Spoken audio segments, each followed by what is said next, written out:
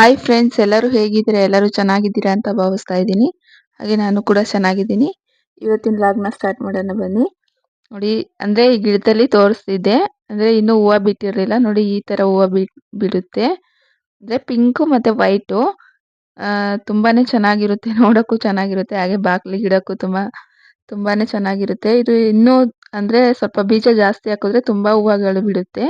ನಾನೊಂದು 4ರಿಂದ 5 ಬೀಜ ಹಾಕಿದ್ದೆ ಅಷ್ಟೇ. ಅದು ಇಷ್ಟು ಇದಾಗೈತೆ. ಆದರೆ ಇನ್ನೂ ಸ್ವಲ್ಪ ದಿವಸ ಹೋಗ್ಬೇಕು, ಅದು ಚೆನ್ನಾಗಿ ಇನ್ನೂ ಹೂವು ಎಲ್ಲ ಬಿಡುತ್ತೆ. ಹಾಗೆ ಮನೆ ಮುಂದೆ ಎಲ್ಲ ಸ್ವಲ್ಪ ಅಂದರೆ ಕಳೆ ಎಲ್ಲ ತುಂಬ ಇದಾಗ್ಬಿಟ್ಟಿತ್ತು. ಅವಾಗವಾಗ ಕ್ಲೀನ್ ಮಾಡ್ಕೊಂಡ್ರೆ, ಇಲ್ಲಾಂದರೆ ತುಂಬ ಬೆಳೆದ್ಬಿಡ್ತವೆ. ಅಂದರೆ ಲಸ ಮತ್ತು ಸೋನಿ ಇಬ್ಬರು ಕೂಡ ಆಟ ಆಡ್ತಾ ಇರ್ತಾರಲ್ಲ, ಮತ್ತು ಇದಾಗುತ್ತೆ ಅಂದ್ಬಿಟ್ಟು ಸ್ವಲ್ಪ ಎಲ್ಲ ಕಿತ್ಕೊತಾ ಇದ್ದೀನಿ. ಅಂದರೆ ಮನೆ ಮುಂದೆ ಸ್ವಲ್ಪ ಈ ಥರ ಜಾಸ್ತಿ ಇರಬಾರ್ದು, ಹಾಗಾಗಿ ಸ್ವಲ್ಪ ಅದೆಲ್ಲ ಇಟ್ಕೊಂಡಿದ್ದೀನಿ. ಅಂದರೆ ನಮ್ಮ ಮಾವವರು ತುಂಬ ಇದ್ದರೆ ಮಿಷಿನ್ನ ಹೊಡಿತಾರೆ. ಅಂದರೆ ಕಳೆ ತೆಗಿಯೋ ಮಿಷಿನ್ ಇರುತ್ತಲ್ಲ, ಅದನ್ನ ಹೊಡಿತಾರೆ. ಆದರೆ ಸ್ವಲ್ಪನೇ ಇರೋದ್ರಿಂದ ನಾನೇ ಕೈಯಿಂದ ಇವಾಗ ಕೀಳ್ತಾ ಇದ್ದೀನಿ. ನೋಡಿ, ಅದು ಬಂದು ತುಳಸಿ ಗಿಡ. ಅದ್ರದ್ದು ತುಳಸಿ ಬೀಜ ಎಲ್ಲ ಬಿದ್ದು ಬಿದ್ದು ಸೈಡಿಗೆಲ್ಲ ತುಂಬಾ ತುಳಸಿ ಗಿಡ ಉಟ್ಕೊಂಡ್ಬಿಟ್ಟಿದೆ. ಎಷ್ಟು ತುಳಸಿ ಗಿಡ ಇತ್ತು, ಅದನ್ನು ಡೈಲಿ ಕೀಳ್ತಾನೆ ಇರ್ತೀನಿ. ಅದರಲ್ಲಿ ಬೇರೆ ಲಸ್ಸು ಒಂದೊಂದೇ ತೊಗೊಂಡೋಗಿ ಕಿತ್ಕೊಂಡು ತಿಂತಾನೆ ಇರ್ತಾನೆ. ನೋಡಿ, ತುಂಬ ಗಿಡ ಬೆಳೆದಿದೆ ತುಳಸಿದು.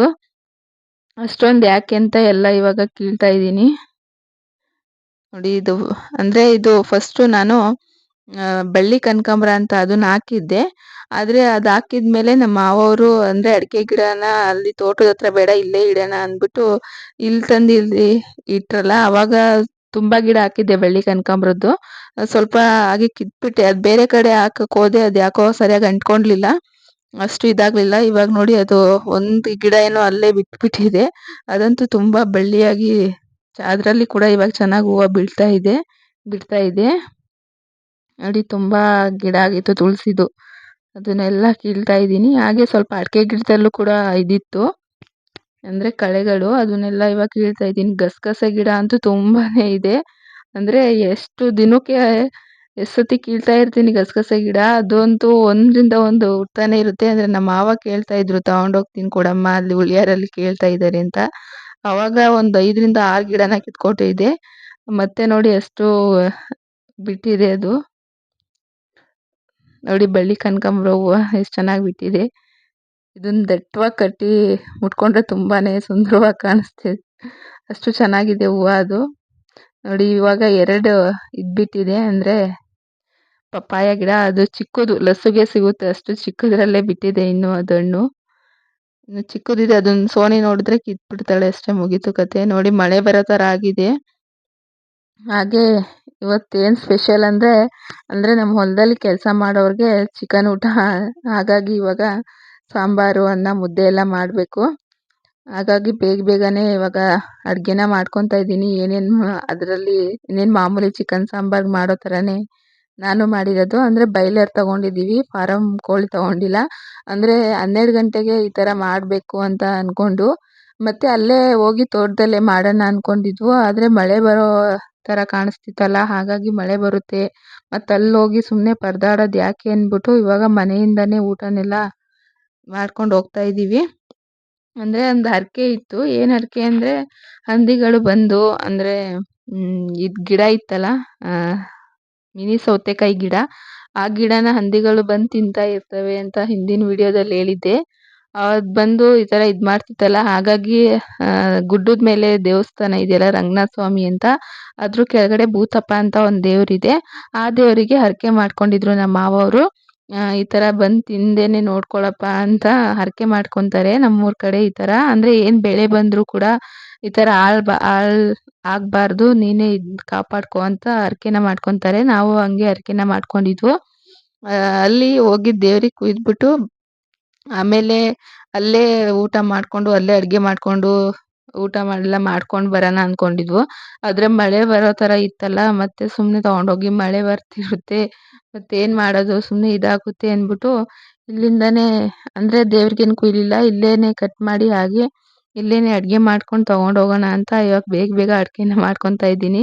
ಅಂದರೆ ಬಾಯ್ಲರ್ ಕೋಳಿ ತೊಗೊಂಡಿದ್ದೀವಿ, ಯಾಕಂದರೆ ಬೇಗ ಫಾರಮ್ ಆದರೆ ಬೇಗ ಬೇಯಲ್ವಲ್ಲ, ಹಾಗಾಗಿ ಸ್ವಲ್ಪ ಬಾಯ್ಲರ್ ಕೋಳಿನೇ ಸಾಂಬಾರು ಮಾಡ್ಕೊತಾ ಇದ್ದೀನಿ. ಹಾಗೆ ಒಂದು ಕಡೆ ಮುದ್ದೆಗೆ, ಒಂದು ಕಡೆ ಸಾಂಬಾರಿಗೆ ಇಟ್ಟಿದ್ದೀನಿ. ಸ್ವಲ್ಪ ಜಾಸ್ತಿ ಜನಕ್ಕೆ, ಅಂದರೆ ಒಂದು 6ರಿಂದ 7 ಜನಕ್ಕೆಲ್ಲ ಊಟ. ಹಾಗಾಗಿ ಅಂದ್ರೆ ಒಂದೊಂದ್ಸತಿ ಏನಾಗ್ಬಿಡುತ್ತೆ ಅಂದ್ರೆ ಈ ತರ ಯಾರಾದ್ರು ಜಾಸ್ತಿ ಜನ ಇದ್ರೇನೆ ನಾವು ಜಾಸ್ತಿ ಎಡವಟ್ಟನ್ನ ಮಾಡ್ಕೊಂತೀವಿ. ಅಂದ್ರೆ ಮುದ್ದೆಯಲ್ಲಿ ಗಂಟಿರೋದು ಆ ಥರ ಎಲ್ಲ ಆಗ್ಬಿಡುತ್ತೆ. ಹಾಗಾಗಿ ಸ್ವಲ್ಪ ಎಣ್ಣೆನ ಹಾಕೊಂಡಿದ್ದೀನಿ ಗಂಟಾಗಬಾರ್ದು ಅಂತ. ನೀವ್ ಬೇಕಾದ್ರೆ ಟ್ರೈ ಮಾಡಿ ನೋಡಿ. ಜಾಸ್ತಿ ಮುದ್ದೆ ಮಾಡ್ಬೇಕಾದ್ರೆ ಸ್ವಲ್ಪ ಎಣ್ಣೆ ಹಾಕೊಳ್ಳಿ, ಜಾಸ್ತಿ ಗಂಟುಗಳೇ ಇರಲ್ಲ. ಹಾಗಾಗಿ ಸ್ವಲ್ಪ ಎಣ್ಣೆನ ಹಾಕೊಂಡಿದ್ದೀನಿ. ಮತ್ತೆ ಎಡವಟ್ಟು ಮಾಡ್ಕೊಂಡು ಅಲ್ಲೆಲ್ಲ ಬೈಸ್ಕೊಳ್ಳೋದು ಯಾಕೆ ಅಂದ್ಬಿಟ್ಟು. ಹಾಗೆ ಇವಾಗ ಅಡುಗೆನೆಲ್ಲ ಫಾಸ್ಟಾಗಿ ಮಾಡ್ಕೊತಾ ಇದ್ದೀನಿ.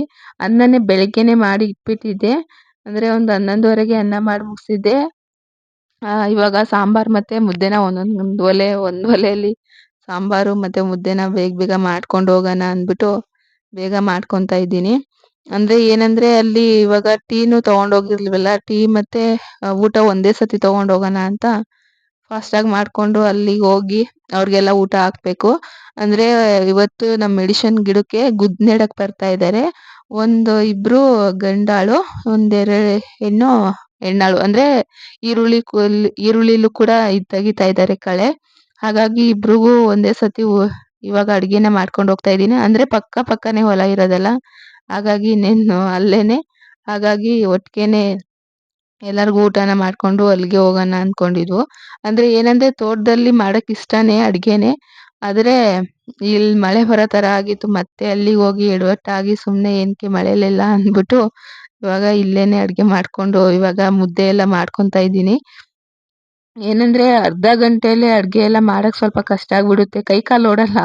ಯಾಕಂದರೆ ಅರ್ಜೆಂಟಲ್ಲಿ ಫುಲ್ ಟೆನ್ಷನ್ ಆಗಿಬಿಡ್ತೀವಿ.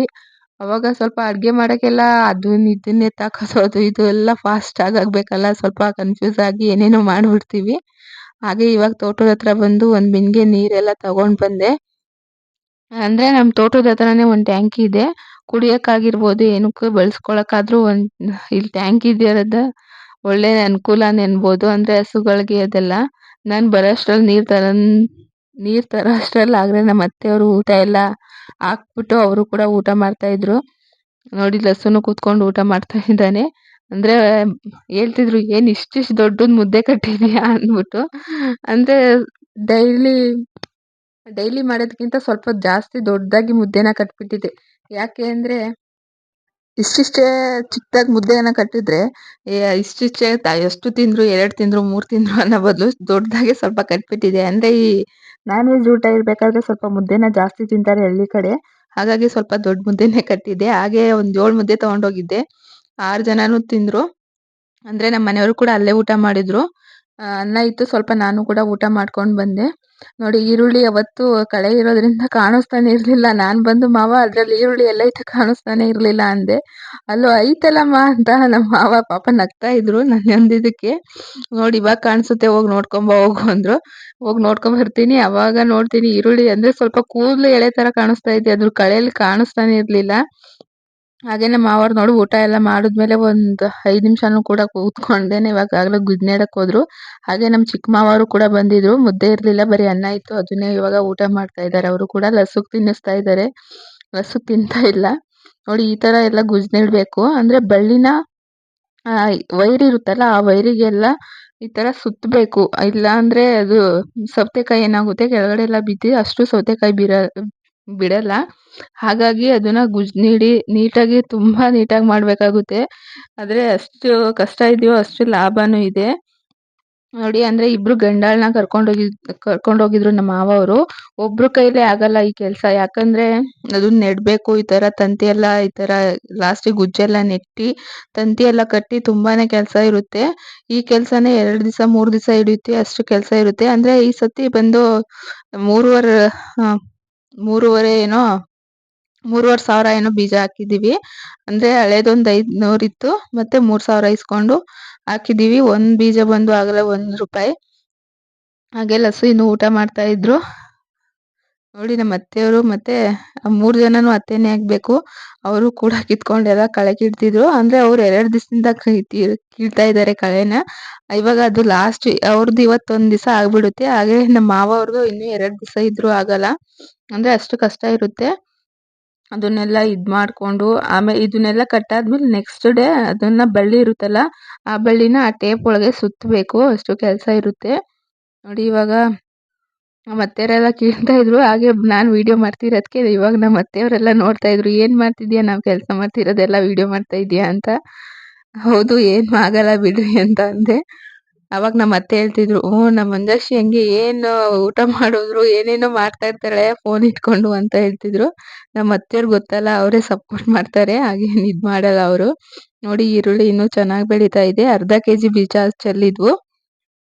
ನೋಡಿ ಇಷ್ಟಿದೆ ಈರುಳ್ಳಿ. ಅಂದ್ರೆ ಮನೆಗಾದ್ರೆ ಸಾಕು ಅಂತ ಮಾಡ್ಕೊಂಡಿದೀವಿ. ಅಂದ್ರೆ ಇವಾಗ ಕೇಳಿರ್ತೀರಾ ಈರುಳ್ಳಿ ರೇಟ್ ಅಂತೂ ಎಷ್ಟಿದೆ ಅಂತ. ₹100 3 ಕೆಜಿ ಹೇಳ್ತಾ ಇದ್ದಾರೆ.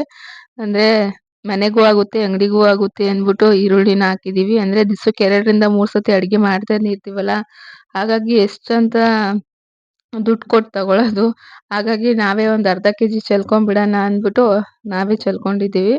ಹಾಗೆ ನಮ್ಮ ಮಾವ ಅವರು ಕೂಡ ಇವಾಗ ಕಟ್ತಾ ಇದ್ದಾರೆ. ಅಂದ್ರೆ ಒಂದು ಅರ್ಧ ಇದಾಗಿದೆ. ಈ ಕಡೆ ಒಂದು ಅರ್ಧ ಇದ್ ಮಾಡಿದ್ರೆ ಅವ್ರದ್ದು ಮುಗಿಯುತ್ತೆ. ನಾಳೆ ಪೂರ್ತಿ ಇನ್ನೊಂದು ಟೇಪ್ ಬರುತ್ತೆ. ಆ ಟೇಪ್‌ನ ಹಾಕ್ಬಿಟ್ಟು ನೆಕ್ಸ್ಟ್ ಡೇ ಬಳ್ಳಿನ ಸುತ್ತೋದಿರುತ್ತೆ. ನೋಡಿ, ಹಂದಿ ತಿಂದಿತ್ತಲ್ಲ, ಅದೆಲ್ಲ ಎಷ್ಟು ಚಿಗುರು ಹೊಡಿತಾ ಇದೆ ಅಂತ. ಸ್ವಲ್ಪ ನೀರು ಮಿಕ್ಕಿತ್ತು, ಗಿಡಕ್ಕೆಲ್ಲ ಹಾಕ್ಬಂದೆ. ಅಂದ್ರೆ ಡೈಲಿ ನೀರು ಬಿಡ್ತಾನೆ ಇರ್ತೀವಿ. ಇದಕ್ಕೆ ಅವಳು ಚಿಕ್ಕ ಮಕ್ಳನ್ನ ಕೇರ್ ಮಾಡ್ದಂಗೆ ಮಾಡಬೇಕು ಈ ಗಿಡನ. ಅಷ್ಟು ಇದಿರುತ್ತೆ. ಅಂದ್ರೆ ತುಂಬಾ ಸ್ಮೂತು ಗಿಡ. ಹಾಗಾಗಿ ತುಂಬಾ ನೀಟಾಗಿ ನೋಡ್ಕೊಬೇಕು. ಅಷ್ಟೇ ಲಾಭ ಕೂಡ ಇರುತ್ತೆ ಇದರಲ್ಲಿ.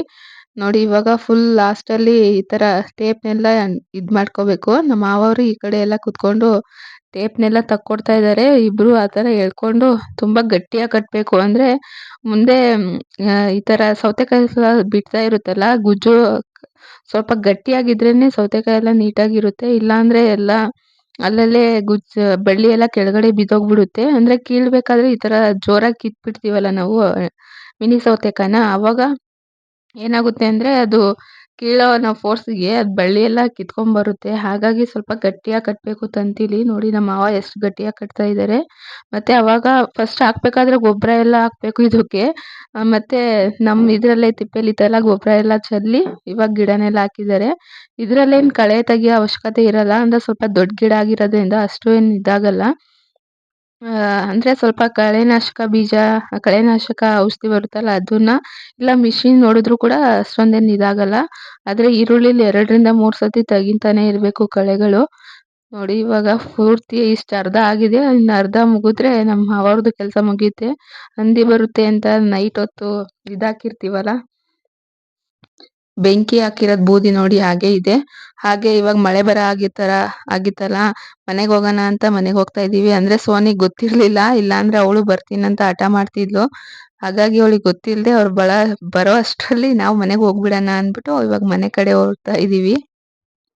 ಎಲ್ಲಿ ನೋಡಿದ್ರು ಹಚ್ಚ ಹಸಿರಾಗಿದೆ. ಅಂದ್ರೆ ಇವತ್ತು ಮಳೆ ಬರೋ ತರ ಇದೆ. ಏನ್ ಮಳೆ ಬರುತ್ತೋ ಏನೋ ಗೊತ್ತಿಲ್ಲ. ಒಟ್ನಲ್ಲಿ ಫುಲ್ ಮೋಡ ತರ ಮುಚ್ಕೊಂಡ್ಬಿಟ್ಟಿದೆ ಎಲ್ಲಿ ನೋಡಿದ್ರುನು. ಹಾಗೆ ಇವಾಗ ಮನೆಗ್ ಬಂದು ಅಲ್ಲಿಂದ ತಂದಿದ್ದ ಪಾತ್ರೆ ಎಲ್ಲ ತೊಳಿಬೇಕು. ಹಾಗೆ ಅಜ್ಜಿಗೂ ಮತ್ತೆ ನಮ್ ದೊಡ್ಡಮ್ಮವ್ರಿಗೆಲ್ಲ ಊಟ ಹಾಕ್ದೆ. ನೋಡಿ, ಅಲ್ಲಿಂದ ತಂದಿದ್ದ ಇಷ್ಟು ಪಾತ್ರೆ ಇದೆ, ತೊಳೆಯೋಷ್ಟ್ರಲ್ಲಿ ಸಾಕಾಗ್ಬಿಡುತ್ತೆ. ಅಂದ್ರೆ ಮಳೆ ಬರ್ಲಿಲ್ಲ ಅಂದ್ರೆ ಬೇಗ ತೊಳ್ಕೊಬೋದು. ಅಡ್ಗೆ ಮನೆ ಎಲ್ಲ ಸ್ವಲ್ಪ ಗಲೀಜಾಗಿದೆ. ಅಂದ್ರೆ ಅರ್ಜೆಂಟ್ ಆಗಿ